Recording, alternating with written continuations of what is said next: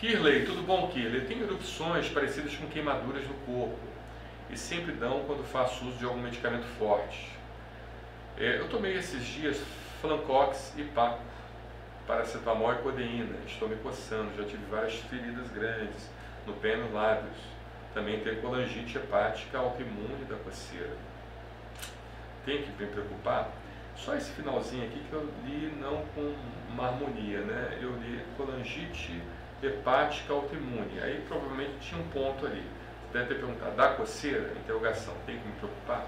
Que é o seguinte, olha, primeiro a gente tem que entender se essa reação que você está tendo é uma reação imediata ou uma reação tardia, tá bom? Porque se ela for imediata, a gente precisa classificá-la de alguma forma, tá?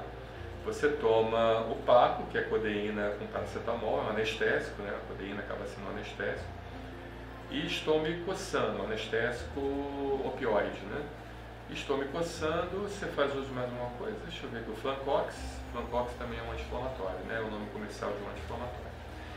Então, o que acontece? A gente precisa entender se essa sua reação é tardia ou imediata. Logo depois que você faz o uso do remédio, você desenvolve as reações, ou demora as reações 3, 4, 5 dias para elas começarem a aparecer, tá bom? Porque se ela for imediata, provavelmente você está desenvolvendo uma reação alérgica a medicamentos imediata, que pode ser por vários fatores.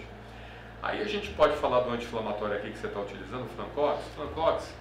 A reação anti-inflamatória ela pode ser dividida em dois tipos, reação anti-inflamatória específica e não específica. A específica, ela é quando você tem a reação especificamente só aquele remédio e é mediada pelo chamado anticorpo da classe IgE, tá? E a não específica, e são vários fatores que podem levar a isso. Você tem ação direta do anti-inflamatório na membrana da célula, rompendo a membrana da célula, levando a esse problema. Você tem também ação direta num receptor chamado receptor PI, tá? Esse receptor PI na célula, alguns pacientes têm essa interação do remédio fazendo com que a célula se rompa do mastócito, liberando histamina. Você pode ter também a ação do próprio anti-inflamatório no ciclo do ácido araquidônico, ou seja, ele começa a produzir a chamada. Eu estou falando um pouco mais tecnicamente, porque esse ambiente aqui é um ambiente que a gente tenta juntar um pouquinho de informações técnicas para leigos também, para que a gente melhore o nosso vocabulário e melhore o nosso entendimento. Então, eu sempre vou falar a informação técnica seguida da informação do leigo, tá? Então, essa terceira via seria a via do ciclo do ácido araquidônico, onde você tem então a produção das proteínas, as prostaglandinas D2 e também os leucotrienos, aumentando mais ainda a reação inflamatória. Entendeu? Então, ou seja, a gente tem que entender exatamente se ela é uma reação imediata ou uma reação tardia, tá bom? A reação imediata, ela é preocupante, porque a reação imediata ela leva à anafilaxia imediata e não dá tempo, muitas das vezes, de haver uma interação do médico, de haver justamente uma abordagem do médico, fazendo com que haja, então, um tratamento precoce para esse problema, né? Porque a anafilaxia, ela pode se dar na primeira hora, 95% das reações anafiláticas se dão na primeira hora, e o paciente, porventura, pode ter uma reação bastante grave e, consequentemente, pode morrer por causa disso, entendeu? A reação tardia, ela é grave também, mas a reação tardia ela é mais insidiosa, ela vai acontecendo mais aos poucos, apesar de poder evoluir também da forma grave, mas dá tempo do médico poder identificar e dá tempo então dele tratar adequadamente. Que é tipos de reações tardias aos medicamentos que porventura podem agir de forma sistêmica, né?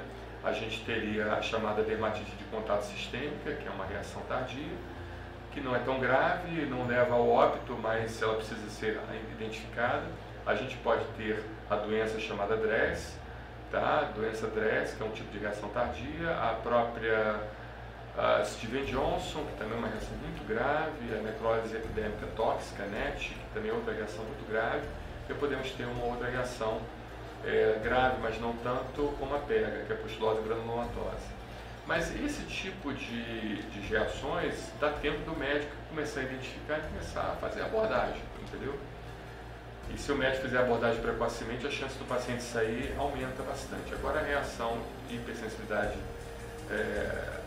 imediata, ela é muito perigosa, entendeu?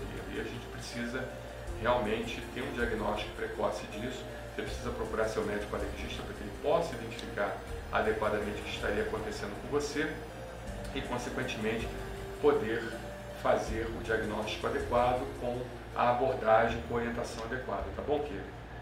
Ok? Em relação a essa questão de colangite autoimune, é bem interessante que você falou isso, porque colangite autoimune é a autoprodução de anticorpos que pode corroborar para a reação imediata. Quando a gente produz autoanticorpos contra as nossas próprias células, esses autoanticorpos também, eles podem também ser produzidos para os mastócitos, né? E pode favorecer então as reações de autoimunidade, deixando os mastócitos ativados, entendeu?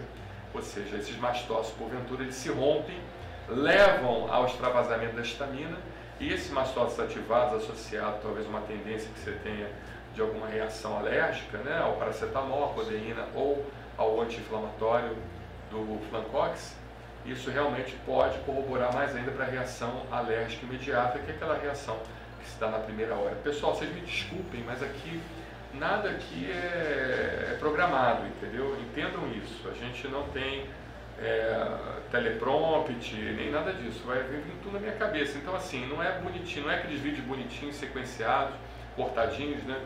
A gente aqui é tudo transmitido ao vivo e depois a gente faz os cortes, entendeu? Por assunto. E às vezes você está ouvindo isso aqui e eu estou pensando com vocês, né? Eu estou raciocinando com vocês para que vocês possam ter a melhor informação, como se fosse realmente uma consulta médica, mas não confundam com uma consulta médica. Aqui é justamente um ambiente onde a gente troca informações e todas essas informações elas podem te ajudar na discussão com o seu médico assistente, né?